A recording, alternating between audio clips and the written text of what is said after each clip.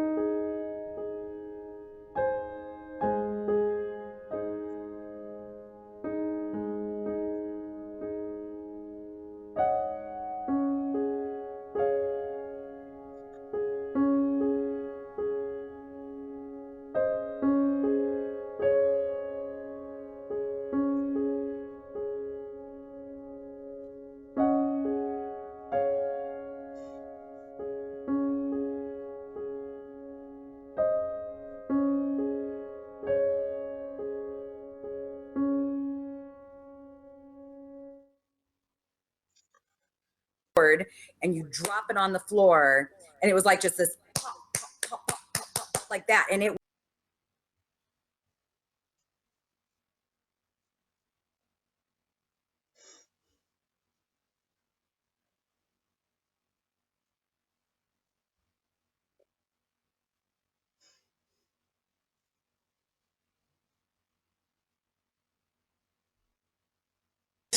So guys, really quick, this is a fun one that I wrote about recently. We've talked in the past about how believing is seeing, right? That's sort of a core skeptical concept that we talk about, that your internal model, your internal model of the world affects how you process information, how you perceive it. For sure. You see what you know, in a way. So there was a recent study which adds one little tiny piece to this puzzle, but it's an important piece, and I think it's good to review what we're talking about. So this is looking at the visual system itself.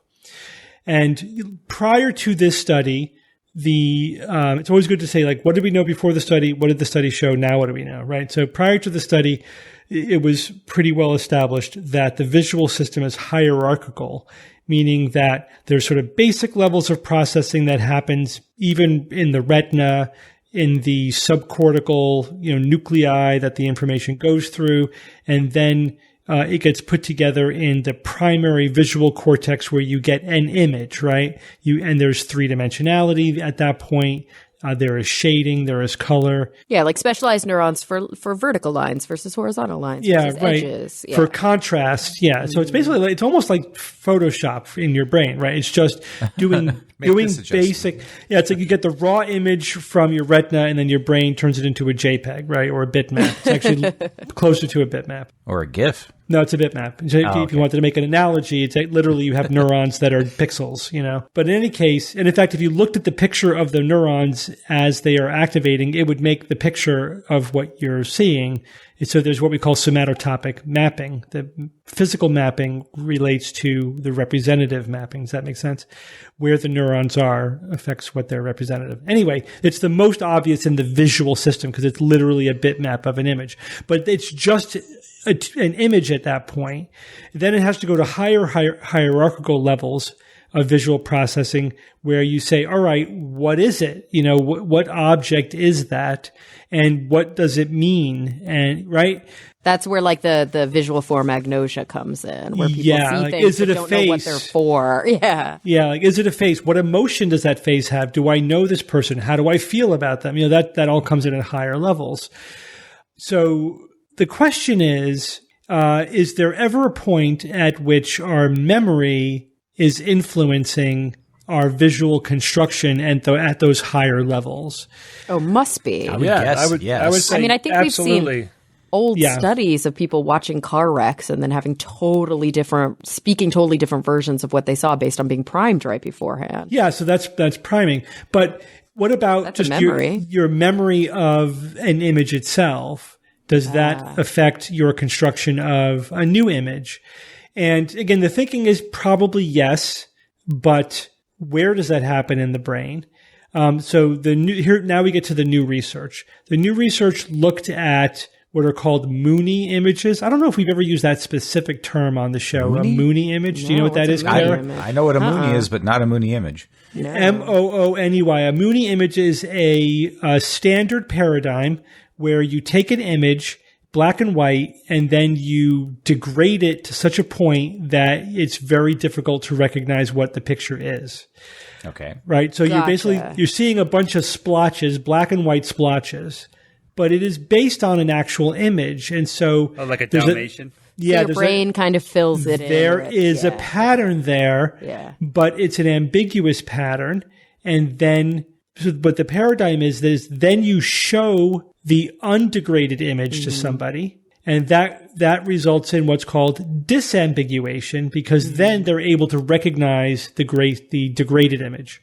Immediately. Okay. Yeah. Immediately. Yeah. Sure. So like on my website, there's a picture of a puppy. Oh. And then next to it is a bunch of splotches, but it's clearly the same picture.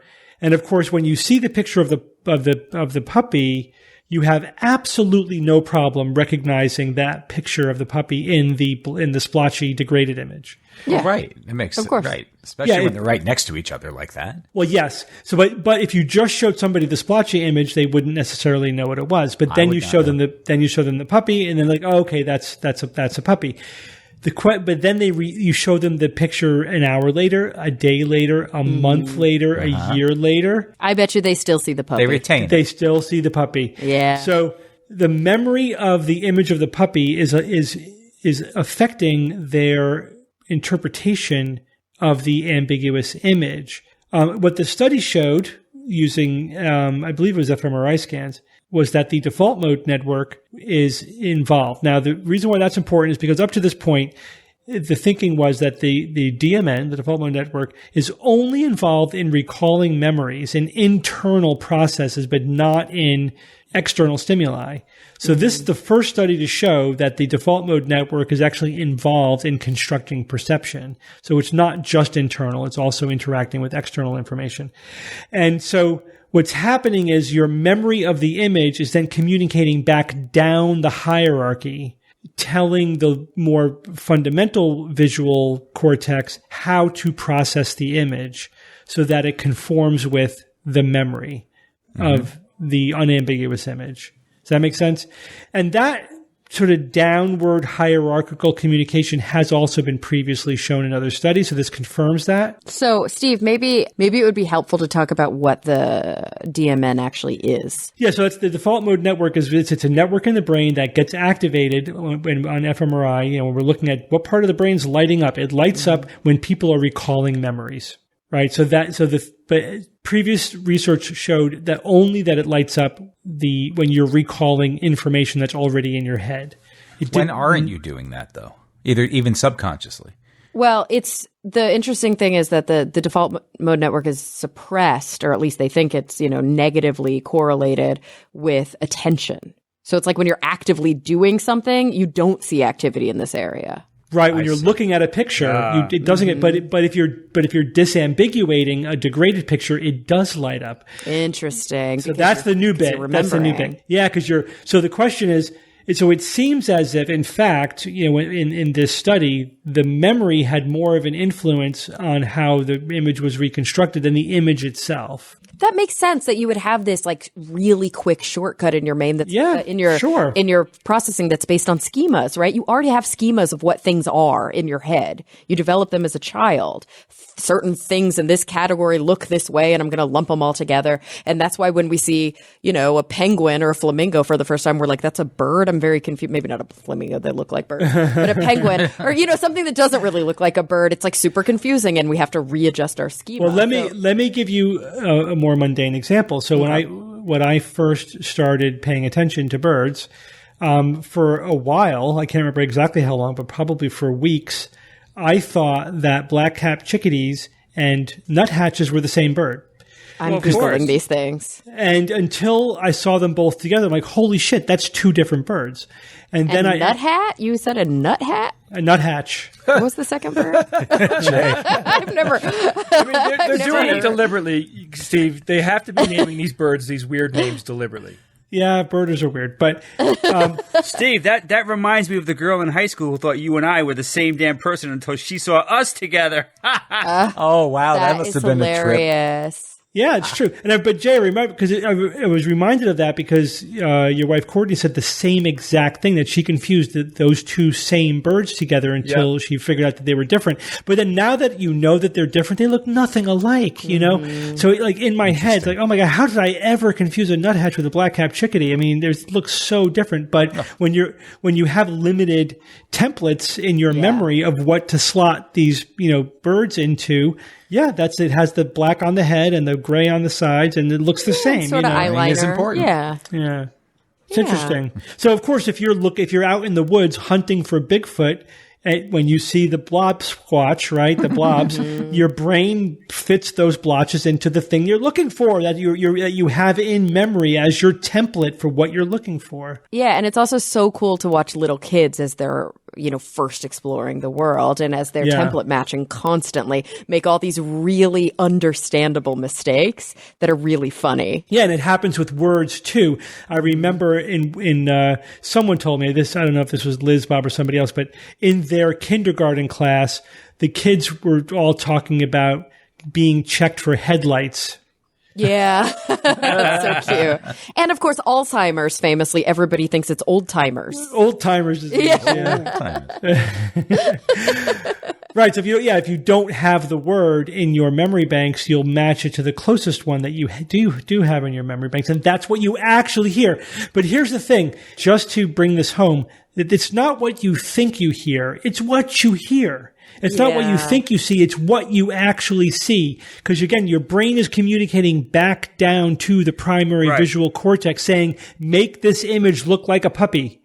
And it actually changes the way you construct the image. That's how phonemes work, because languages are made up of discrete units of sound called phonemes. And if you grow up to a specific set of phonemes for a language, when you try to speak another language with different phonemes, you hear a sound and your brain morphs it into a phoneme that you're familiar with, and that gives that helps create accents and all sorts of stuff. So it's a kind of a similar thing. Your brain is just doing this work behind the scenes for you. Yeah. What are you thinking about? Yeah. But now we know that the default mode network is involved with this process, and so memory is explicitly involved in this construction process, which is, but it's always a good lesson. Got to remind our audience about this is a fundamental aspect of neuropsychological humility. Just understanding how your brain works is critical to being skeptical, and you should no longer, after listening to the show, you should no longer say things like, I know what I saw, or I clearly remember. Sorry, it's not how your brain works. Yeah, like you may be true, but what you remembered was not what was in reality. Right. What, Steve, who was it that recently we interviewed, or somebody who blurbed the book or something, who was obsessed with the phrase neuropsychological humility? Tim Minchin. Tim Minchin, yes. Yeah, he liked that term. It is a good phrase.